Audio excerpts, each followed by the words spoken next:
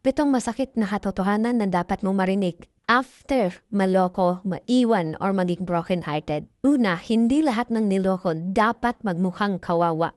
Kasi hindi porket ikaw yung nasaktan, kailangan mo nang magmukhang wasak.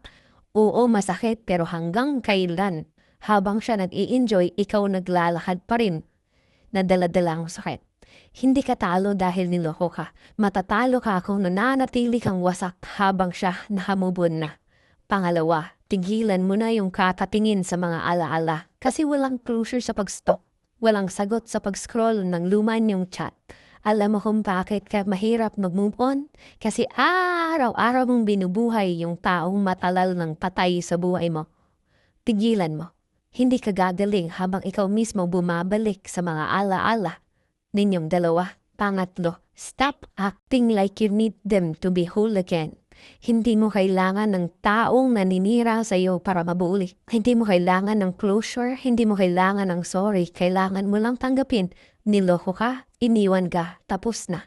Masakit, oo, pero hindi mo kailangang paulit-ulit saktan yung sarili mo sa parehong tao. At pangapat, minsan ikaw din ang dahilan kung bakit nasasaktan ka.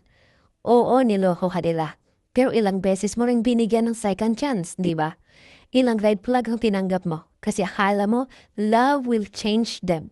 Hindi mo kasalanan na umasa, pero kasalanan mong nanahimik kahit nilulubog ka na. Pag niloko ka na minsan, kasalanan nila yun. Pero pag niloko ka ulit, kasalanan mo na. At panglima, walang ibang magbabangon sa iyo kundi ikaw. Walang motivational quote, walang kaibigan, walang bagong jowa ang makakapag-ayos sa iyo. Kung ayaw mo ring ayusin ang sarili mo, pwedeng umiyak. Pero pagkatapos nun, tumayo ka. Kasi kahit anong advice namin, kung ayaw mong bumangon, walang mangyayari. At number 6, please gumanti ka sa tamang paraan if gusto mo.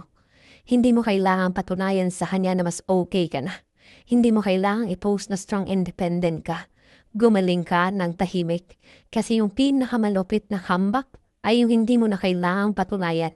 Yung nakikita na sa'yo. At ang panghuli, huwag mong kalimutan kung sino ka bago kanya sinira. Kasi bago mo siya nakilala, buka. Masaya ka, may pangarap ka. So bakit nung nawala siya, parang nawala na rin la? Hindi siya dahilan kung bakit ka nabubuhay. Kaya wag mo ring gawing dahilan kung bakit ka masisira. Kasi ang totoo, hindi mo kailangan kalimutan lahat para makamubon.